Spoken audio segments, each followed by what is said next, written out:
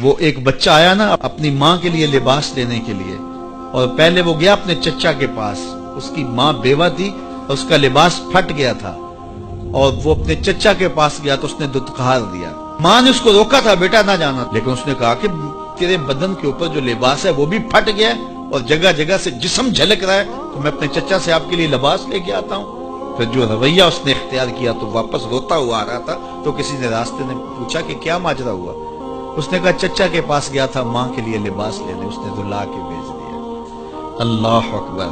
تو اس نے کہا کہ جا سین حرم میں محمد نام کا ایک شخص بیٹھا ہوا ہے، اگر تو اپنا دکھڑا اس کے سامنے پیش کرے تو وہ امید ہے تمہیں رد نہیں کریں گے، لیکن سن لے ان کا دین کوئی اور ہے۔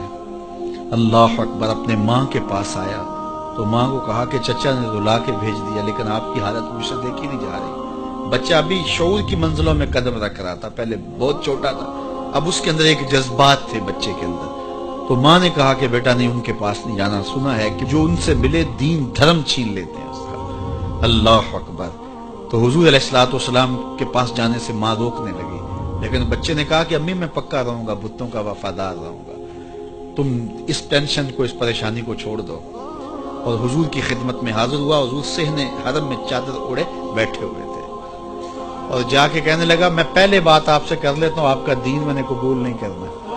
حضور مسکرا کے بولے بیٹا بتاؤ کس لیے آئے ہو؟ کہا میری ماں بے لباس ہے، میں آپ سے لباس لینے آیا ہوں۔ حضور نے چادر رحمت اتار کے اس کے کندھوں پہ ڈالا۔ اللہ اکبر۔ وہ واپس آ گیا اور ماں پر حضور کی چادر اڑائی۔ اللہ اکبر۔ اور ماں نے کہا کہ بیٹے اس نے اپنا دین تو نہیں تجھے دیا؟ کہا نہ، میں نے پہلے کہہ دیا تھا تیرے دین نہیں مانوں گا۔ ماں کہنے لگی پتر اس کا دین ماننا چاہیے، یہ جس نے رحمت کی چادر ہمارے سر پہ ڈال دی۔ اللہ اکبر۔ تیری تک کے ادامہ میں مرید ہو گئے۔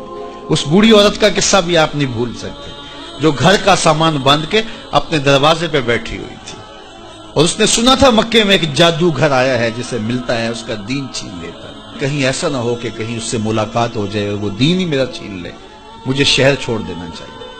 گھر کے تھڑے کے اوپر سامان باندھ کے بیٹھی ہے۔ حضور بھی گزرے، اس نے دیکھا تو کہا بھتیجے یہ سامان میرے سر پہ رکھ دے۔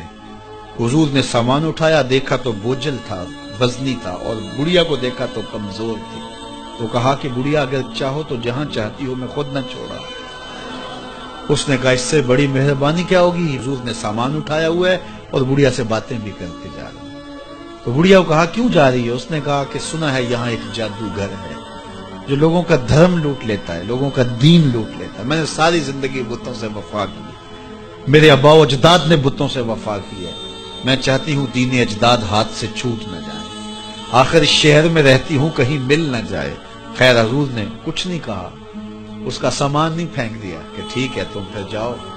سامان اس کا اٹھایا اور جہاں تک اس نے جانا تھا سامان پہنچایا، سامان سپرد کر کے واپس پلٹنے لگے۔ تو اس نے کہا بچے اپنا نام تو بتا دے، لوگ کہیں گے کہ مکہ چھوڑ آئی ہو تو بتاؤں گی ایک جادوگر کے دکھ سے چھوڑ آئی ہوں، تو وہ کتنا برا بھلا کہیں گے شہر مکہ کو کہ جس مکہ سے لوگ نقل مکانی کرنے پہ مجبور ہو گئے۔ تو میں انہیں یہ بھی بتاؤں گی کہ جس مکے میں جادوگر رہتا ہے اتنا اچھا نوجوان بھی رہتا ہے، تو تیرا نام لیا کروں گی، تیرے قصیدے پڑھا کروں گی۔ تو حضور علیہ السلام مسکرا پڑے، کہا بڑھیا جس جادوگر سے بھاگ کے آئی ہے وہ تیرے سامنے کھڑا ہے۔ اس نے کہا سچ سے آپ ہی محمد ہیں؟ حضور نے فرمایا نام میرا یہی ہے۔ تو اس نے کہا پھر آپ کا جادو میرے پہ چل گیا ہے۔ اللہ اکبر۔ تیری تک کے ادامہ میں مرید ہو گئے، لوگوں کی خدمت کریں، بوڑھوں کے کام آئیں، دکھیوں کے کام آئیں، مصیبت زدہ کے کام آئیں۔ حضور یتیم ہو کے یتیم پرور تھے، لاچاروں کی مدد کرتے، لوگوں کے گھروں میں پانی بھر کے دے دیتے، اور دکھیوں کے کام آ جاتے اور مصیبت زدوں کے کام آ جاتے۔ تو حضور سے پیار کرنے والوں، امت میں آپس میں حسد نہ پھیلاؤ، بغض نہ کرو، نفرتوں کے پہاڑ کھڑے نہ کرو، ایک دوسرے سے پیار کرو، جڑو، امت وحدہ بنے، اور اپنے ماحول کو، اپنی معاشرت کو ایک خوبصورت معاشرت کا رنگ دو، اور اپنی زندگی کو حضور کے نام کر دو۔